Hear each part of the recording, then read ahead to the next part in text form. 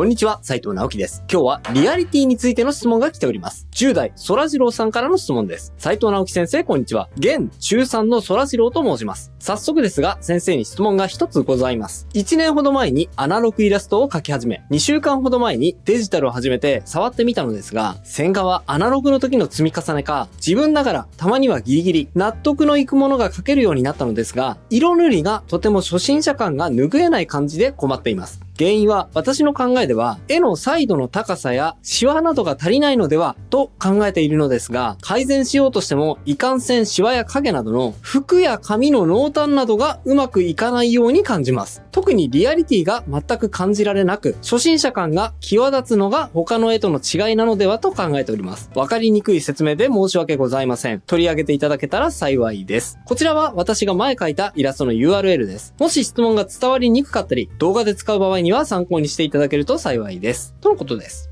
リアリティを感じないのは8割、光を描いていないから。はい。ということで、トラジローさん、ご質問ありがとうございます。最後にね、イラストも送っていただいているので、そちらを見ながら今回の質問に答えていこうと思います。はい。こちらがね、イラストですね。ふむ。なるほど。いや、1年ほど前にアナログイラストを描き始めて、で、2週間ほど前にデジタルに触れているっていうことなんですが、この期間のね、浅さを考えても、これね、よく描けていると思います。いや、特にね、デジタルツールって、特に最初はですね、塗り漏れがないようにきちっと塗ったり、線をね、こう、透過して色塗りを綺麗にするだけでも結構ね、覚えなきゃいけない機能ってたくさんあるので、最初はですね、かなり苦労しますよね。でもね、ここまで綺麗に色が塗れているだけでも、そらじろうさんの努力の後、とてもね、よく見て取れるなと思いました。はい、素晴らしいです。ただね、本人はもっと上手くなりたい。特にリアリティについて悩んでいるっていうことなんですね。まあ確かにね、リアリティっていう意味においては、ちょっとね、このイラストは足りないかもしれません。絵の彩度の高さかな？それとも、シワが描けていないからなんじゃないだろうか？と、いろいろな部分のね、足りなさを感じているみたいなんですが、はい。それはね、全くその通りだと思います。なんですが、もっと綺麗に、一言で、そらじろうさんが何が足りていないのか、言い表すことができます。はい。いいですか？よく聞いてくださいよ。そらじろうさんだけではありません。絵からリアリティが感じられない人っていうのは、8割方、光を描こうとしていないからなんです。はい。そうなんです。光を描こうとしていないとですね、そもそもリアリティって生まれてこないんです。でも逆に言えばですね、光さえ描こうとすれば、そこまで技術が高いことをしなくても、リアリティって自然に生まれてきちゃうんです。はい。それをですね、そらじろうさんの絵を使って実際にお見せしていこうと思います。はい。よく見ていてくださいね。この動画を見ていただければ、なんか自分の絵ってリアリティ足りないんだよね。塗りに初心者感あるよな。というお悩みを払拭して、あなたの絵にガツンとリアリティを追加していただくことができるようになると思います。ぜひ最後までお付き合いください。それでは早速行ってみましょう。陰影だけで背景を描いてみよう。まずですね、ものすごく効果が高い一番の方法を最初にお伝えしちゃいます。それは背景を描くことです。はい。この絵からリアリティを感じられない一番の原因は背景がないこと。これにつきます。だってね、こんなグレー一色の空間ってリアルにあまり存在しないでしょ？リアルに存在していないところに人物を配置しているわけなので、そりゃリアリティなんて生まれてくるわけないじゃないですか。背景描くのなんてめんどくさいよ。だってさ、ビルとか花とか森とかさ、なんか複雑なものいっぱい描かなきゃいけないじゃん。いや、それはちょっと、って思いました？それ完全に間違ってますよ。いいですか？背景なんて5分で描けます。はい。ベースはですね、グレー背景のままで全然いいんです。ただ、ここにですね、光を当ててあげてください。例えばこんな風に。はい。上からね、光を当ててあげて、木のね、影を壁に落としてあげました。もうね、これだけでもめちゃくちゃリアリティってアップしません？これね、今日お伝えする中で一番リアリティレベルをアップさせられる方法なので、これだけでもね、覚えておいてください。背景は描きたくない。でもリアリティレベルをアップさせたい。そんな時は、ぜひね、葉っぱの形だけ。もしくはね、葉っぱだけじゃなくても、ビルの影とか、あとは格子の影とか、もう何でもいいです。こんな風に壁に影を描いてあげてください。それだけでね、いきなり絵のレベルがぐん上がったように感じると思います。だってめちゃめちゃ違うでしょ？はい。これだけでも今日もういいかなって思うぐらいなんですが、もうちょっとだけ細かくリアリティレベルをぐんとアップさせる方法について深掘っていきましょう。今ね、ものすごく簡単に壁に木の影を落としてあげたんですが、これだけだとね、ちょっとリアリティレベル的には上がりきらないことがあります。なぜかというと、壁自体にね、質感がないからです。なので、影を落としてあげた後、もうほんのちょっとだけね、こんな風に壁に質感を書き込んであげるのも効果的です。はい。もう本当にものすごく、もうよく見ないとわからないかもしれないんですが、壁にですね、こう、凹みとか、あとはひび割れとかを少しだけ書き込んであげました。はい。パカパカしてみましょうか。せーの。パカパカパカパカパカ。はい、どうでしょう。もうね、ほんのちょっとしたことなんですが、このちょっとした凹みがあるのとないのとでは、リアリティレベルに差があるのがわかると思うんです。はい。そしてさらに行きましょう。ドン。はい。これもね、すごく簡単なことなんですが、スクリーンレイヤーを上に追加して、赤色とかでね、うっすらと光を書き込んであげました。これはね、太陽光をイメージしていますね。はい。こんな感じでですね、うっすらと光を感じさせるグラデーションを追加してあげると、ちょっとね、こう、ポカポカしたような日差しを感じることができると思います。リアリティレベルが1段階さらに上がりましたよね。どうですか？今全然難しいことしてないですよね。木の影を描くっていうところが、ひょっとしたらちょっと時間がかかるかもしれませんが、それでもね、このぐらいの影だったら、デジタルだったら5分とか10分とか、そのぐらいで描けちゃうと思います。それなのに、この効果、これすごいでしょ？キャラクターに細かい陰影を追加しよう。さて、ここまでね、最もお手軽なリアリティレベルの上げ方についてお伝えしてきました。背景に光を書き込むというやり方ですね。はい。そしてここからはですね、もうちょっとだけ細かい部分に着目しながら、今度はキャラクターの陰影についても、もう少しだけね、頑張って書き加えてみましょう。キャラクターの陰影をもう少しだけ意識することができれば、さらに1段階レベルアップしたリアリティレベルを表現することができると思います。はい。まずですね、僕がちょっとだけ気になるのは、髪の毛のツヤです。何か物に対してですね、光を当てた時って、皆さんわかると思うんですが、実は光の反射率に差が生まれます。ツヤツヤしていて、ツルツルしたものに光を当てれば、より多くの光が反射してきますし、逆にね、マットな質感のものに光を当てれば、光はあまり反射しません。これ、すごく当たり前のこと言ってるんですが、この書き分けをすることによって、物のね、質感の差を表現することができるんです。はい。それによってリアリティレベルって生まれそうですよね。でもね、ソラジローさんの絵は、今のところこの反射率の違いを表現できていません。髪の毛でも肌でも服でも同じ光の反射率になってしまっているんですね。はい。それがですね、ソラジローさんの絵からリアリティを感じられない一つの原因になっているんです。じゃあ具体的にどうすればいいのかっていうと、これね、髪の毛ですね。髪の毛はですね、髪質にも正直よるんですが、この子の髪は少なくともツヤツヤしていて綺麗そうですよね。そういう時にはもう少しだけ光を反射してあげると良いです。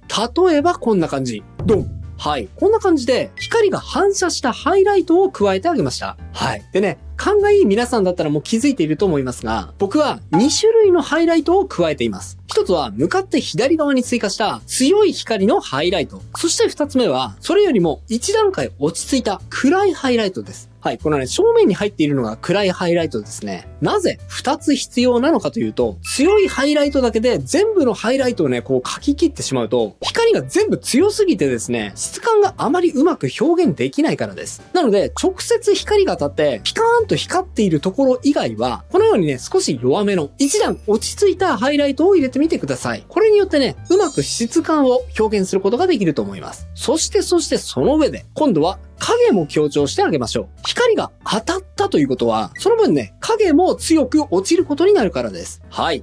こうですね。はいはい。まずはですね、髪の毛の影を強調してみました。左上から光が当たっているので、逆に右下には濃い影が落ちるはずですよね。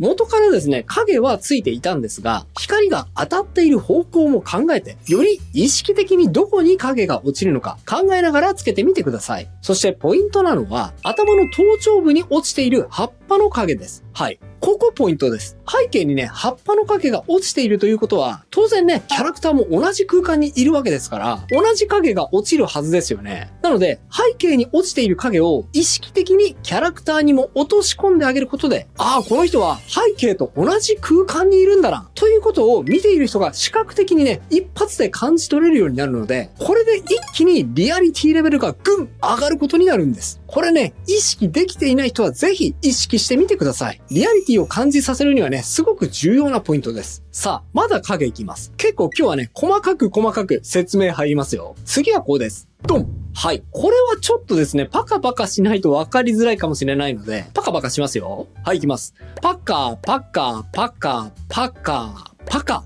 はい、どうでしょう？わかりますでしょうか？2つポイントがあります。1つはさっきも言ったように、光にも2段階の強弱をつけましたよね。これね、影にも2段階の強弱をつけてあげると、たとえアニメ塗りでもね、リアリティレベルを上げることができると思います。はい、例えば服の部分を見てみると、元から描いてあった影に重ねるように、うっすらとした影が描き加えられているのに気づくと思います。こんな風に1段階うっすらした影でもう少しだけね、影を描いてあげることで布の細かい起伏を感じさせることができるので、この布は触った感じどうなのか、ここの布はパンと張っているのか、それとも緩やかにたわんでいるのかなど、細かいニュアンスを表現することができるんです。そして、ポイントの2つ目ですね。これは、肌の影です。肌の影は、これはちょっと好みにもよるかもしれませんが、元の色味は結構ね、黄色みに寄っていたような気がしました。黄色に寄った影を入れてしまうとですね、ちょっとこう、土系色で血が通っていないような感じに見えることがあります。肌の影はですね、意識的に赤色に寄せてあげると、より正気が通ったような生き生きとしたキャラクターに仕上げることができると思います。さあ、陰影については次が最後。ここね、すっごく細かいんですが、結構大事なポイントです。いきます。こうです。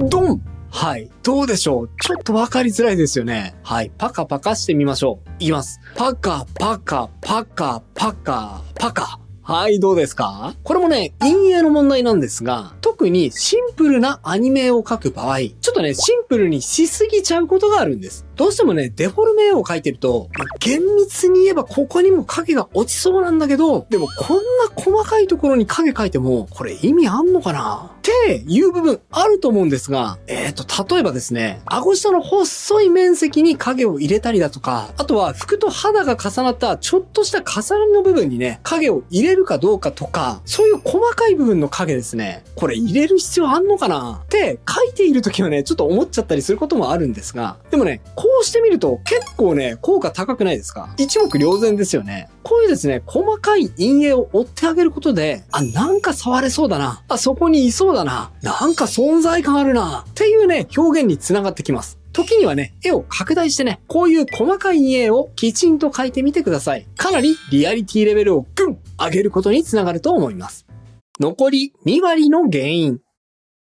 さあ、そして最後。僕は最初、光を描かないことが8割方リアリティを感じられない原因になるよ、と言いました。じゃあ、残りの2割はって気になった人もいると思うんです。はい。それがですね、やっぱり造形ですね。違う言い方をすると、デッサン崩れということもできると思います。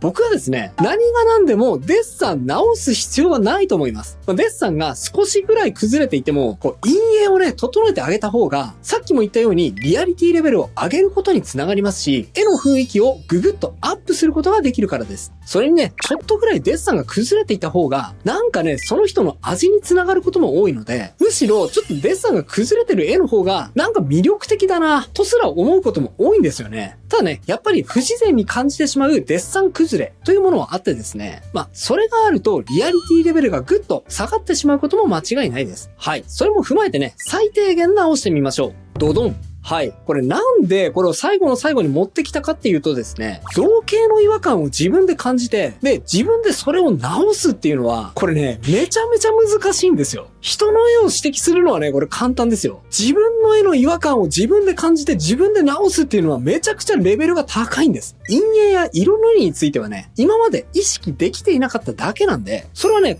足し算、足せばいいだけの話なんですが、ここの造形がちょっと違うから、ここを、直そうっていうのは、そもそもね、本人が変と思っていないからそう書いているわけなんで、まずね、自分で変だと思えないんです。だから直せないっていうことが非常に多いんですね。なので、ここはそもそも難しいフェーズなんだということを意識してください。はい。その上で言います。その上で、結構みんなね、形が崩れがちなポイントっていうのが共通しているので、自分もそこ結構形崩れている可能性があるなっていうのをこの動画を通して知って、意識的にね、自分の絵を疑ってみることで、この能力は高められると思います。はい。完全に整え切ったというわけではないんですが、いくつかポイント、造形を直してみた状態です。はい。これもね、パカパカすると分かりやすいと思いますね。どこが変わったのか探しながら見てみましょう。いきますよ。パカパカパカパカパカパカ。はい。一つはね、目ですね。これね、そらジローさんだけじゃありません。これはね、非常に多い現象なんですが、左右でね、目の大きさが違うケースが結構あります。ここをね、直しました。そして、頭の後頭部ですね。ここもちょっと足りない人が多いんですよね。元の状態だと、ちょっとこう、にょーんと、頭が上に長い人みたいになっていました。はい。あと手ですね。手はね、もっと細かく整えようと思えば整えられるんですが、一番意識してほしいのは、この小指の関節ですね。ここがね、関節が足りないと、結構な違和感につながってしまうと思うので、これね、少なくとも一番見えている指の関節の数は意識するようにしてみてください。あとはね、ネクタイの結び方とかね、細かく言えばもう少し合わせられるといいかなと思いました。さあ、それでは最初と最後、見比べてみましょうか。はい、行きましょうか。パカ、パカ、パカ、パカ、パカ。はい、いかがでしょうか？そこまで大げさにね、いろいろ変えたわけじゃないんですが、リアリティレベルがぐぐっと高まって、塗りもね、そらジローさんが気にされていたように、素人っぽい感じはなくなったのではないでしょうか。特にね、今日は陰影を追加することによって、リアリティレベルをぐっと一気に高める方法についてお伝えしてきました。今日紹介した方法っていうのは、特定の絵柄だけではなく、かなり広い意味で、どなたにでも応用が効く方法だと思います。なので、ぜひね、自分の絵にはリアリティが足りないな、と思ったら、この動画を見返しながら、自分の絵にね、ぜひ光を書き込んでみてください。あなたの絵のリアリティが一気に高まると思いますよ。お知らせです。動画販売サイトビミオにて1ヶ月で絵が上手くなる動画、イラスト上達プログラムが販売中です。初心者でも絵の下書きから完成までサポートする内容、そして中級者のための少し突っ込んだ内容、上級者のお悩みに答える内容など、15本の取り下ろし動画をセットにしたサブスクではない動画買い切り型になっております。プロの翻訳家による正確な英語字幕もついていますよ。全巻セットでなんと4500円。1本からでも500円で購入可能ですが、全巻セットで購入すると、なんとスペシャル特典として大人気イラストレーター作者2さんとの線の描き方についての対談動画まで限定でついてきちゃいます。気になった方は概要欄に URL を載せておきましたので、そちらからぜひぜひチェックしてみてくださいね。それではまた次回の動画でお会いしましょう。